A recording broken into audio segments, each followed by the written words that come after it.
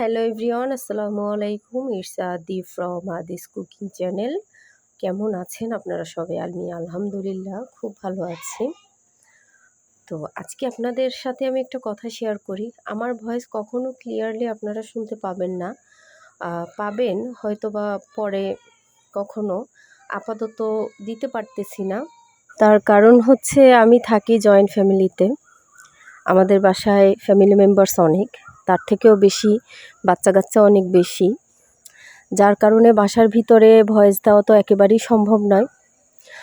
আমাকে ভয়েস দিতে হলে যে কোনো সময় আমার সময় বের করে অনেক দূরে বা আমাদের বাসার পিছনে একটি বড় বাগান আছে, ওই সব জায়গায় যেয়ে তারপরে আমাকে ভয়েস দিতে হয়। তারপরেও আশেপাশ থেকে গাড়ির শব্দ, আপনার এই পাখির ডাক, কুকুরের ডাক, বিড়ালের ডাক, এগুলো তো আছেই। তো সব কিছুই আপনারা একটু বুঝবেন, আমি আশা করি ক্ষমা সুন্দর দৃষ্টিতে দেখবেন। তো চলুন রান্নাটা শুরু করি। আজ আমি আপনাদের রান্না করে দেখাবো হাঁসের মাংস ভুনা। আমি যেভাবে রান্না করি আমি সেটাই আপনাদের সাথে শেয়ার করছি। আমি আহামরি সেরকম কিছু পারি না, যতটুকু পারি ঘরোয়াভাবে রান্নাটা পারি আমি, সেটাই আমি আপনাদের সাথে সবসময় শেয়ার করি।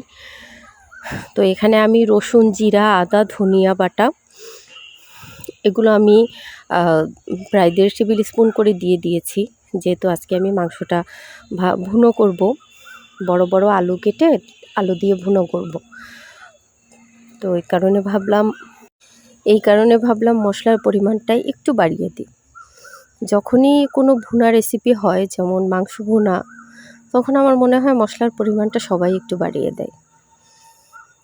এখানে আমি 1.5 টেবিল চামচ হলুদ গুঁড়ো দিয়ে দিয়েছি, আর 1.5 টেবিল চামচ মরিচের গুঁড়ো দিয়ে দিয়েছি, আর লবণ দিয়ে দিয়েছি। আর এই যে তেলটা দেখতে পাচ্ছেন, এটা হচ্ছে আমি আগে একবার হাঁস রান্না করেছিলাম, তখন প্রচুর তেল হয়েছিল হাঁসে। এই হাঁসটায় তেল অনেক কম, তো তখন আমি কিছু তেল উঠিয়ে আমি এভাবে সংরক্ষণ করে রেখেছিলাম। এই যে দেখুন, এভাবে এই বোতলটায়, এই কাচের জারটায় আমি এভাবে তেল সংগ্রহ করে রাখি। তবে গরুর তেলে গরু রান্না করি, হাঁসের তেলে হাঁস রান্না করি। একটার তেলে আমি আরেকটা রান্না করি না, এভাবেই আমি জমিয়ে রেখেছিলাম। আর সেই হাঁসের তেল দিয়ে আজকে আমি রান্নাটা করছি। তো এই তো আমি গরম মশলা ফোড়ন দিয়ে দিলাম, এলাচি, দারচিনি, তেজপাতা, আর তারপর মাখানো হাঁসের মাংসটা আমি এখানে দিয়ে দিয়েছি। তো আমি একটা প্রায় 1 ঘন্টার মতো ম্যারিনেট করেছি। আজ হাঁস রান্না করতে গিয়ে আমি একটি বড় বিপদে পড়েছিলাম, তো ভিডিওর শেষে আপনাদের সাথে আমি শেয়ার করব, শুনলেই বুঝতে পারবেন। বিপদটা হতে হতে বেঁচে গেছি। আমার হাজব্যান্ড খুব শখ করে এই হাঁসটা এনেছিল, হাঁসের মাংস খাবে। সে খুব পছন্দ করে, সে খুব ভালোবাসে। তো আমি যখন এই যে রান্না করতে গেলাম, এখানে আমি অবশ্যই গরম পানি ব্যবহার করেছি। আমি যখন এই যে রান্না করতে গেলাম, এই যে প্রেশার কুকারে দিয়েছি, এত তাড়াতাড়ি সিদ্ধ হয়ে যাবে আমি কল্পনাও করিনি, আমি ভাবিনি। আমি এই যে দেখেন, আমি যখন আলুগুলো দিয়েছি, এটার ভিতরে এখন আমি যখন আলু অ্যাড করব, হ্যাঁ, এই মাংসটা যখন আমি দেখতে গেছি, তখনই দেখি যে মাংসটা একেবারে সিদ্ধ হয়ে গেছে।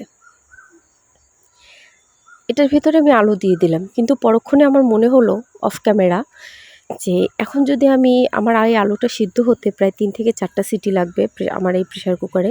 এখন যদি আমি এই আলুটা এইভাবে সিদ্ধ করি, তাহলে আমার মাংস একেবারে গলে যাবে, আমার হাজব্যান্ড ভালো করে খেতেই পারবে না। তো এরপর এই যে দেখেন, মাংসগুলোকে আমি আলাদা করে তুলে শুধু ঝোলের ভিতরে আলু দিয়ে, আরও সেই কলিজা, আমি যে কলিজাটা আমি তুলে রেখেছিলাম আলুর সাথে দিব বলে, সেটা দিয়ে আমি তারপরে সিদ্ধ করে আমি উঠিয়ে নিলাম।